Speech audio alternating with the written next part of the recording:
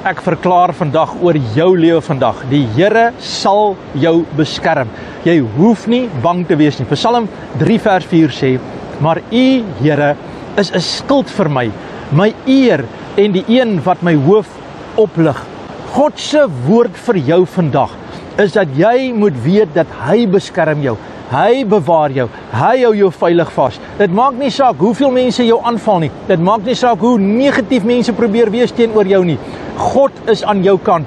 Hy is jou skild, hy is jou panser, hy is die een wat voor jou uitgaan. Hy beskerm jou en hy bewaar jou. Weet dit vandag, dat jy vandag die oorwinning het, want die Here dra jou en hy gee vir jou krag. God se skild is baie, baie sterker as die vyande se swaarde. En dit is vandag jou deel vandag. En hulle wil jou breek. Hulle wil jou dalk stikkend maak. Siekte of pyn of hartseer of tekortkominge wil jou knak. Ek sê vandag vir jou in die naam van Jesus, God is jou skild en jou panser. Dit gaan nie gebeur nie. Die Here breek vir jou deur, die geleenthede is joune. God gaan vir jou die oorwinning gee en jy gaan die oorwinning sien in Jesus se naam. Dit is soos wanneer jy saam met jou kind stap. En wanneer jy daardie kind stap, hoef daardie kind nie bekommerd te wees nie, want sy pa is by hom om hom te beskerm. Vandag is jou pa by jou. Hy beskerm jou. Hy is lief vir jou, hy vat jou hand en hy is jou skild en jou panser. Hy dra jou vandag en hy beskerm jou. As jy dit glo vandag dat die Here jou skild is, skryf dit ergens neer en sê dankie Here.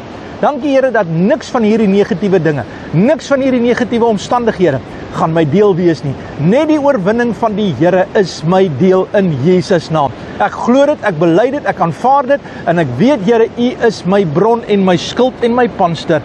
Ek het vandag my vertroue in die Here. Ek hoef nie eers te voel of ek die aanvalle moet keer nie, want die Here is my skild en geen aanval sal iets uitrig nie. Niks sal jou oorkom nie. Hoor dit, niks sal jou oorkom vandag nie, want God is aan jou kant. Vader, in Jesus naam, dank ek U vir die oorwinning en ek dank U dat U ons skild is in Jesus naam. Amen en God bless.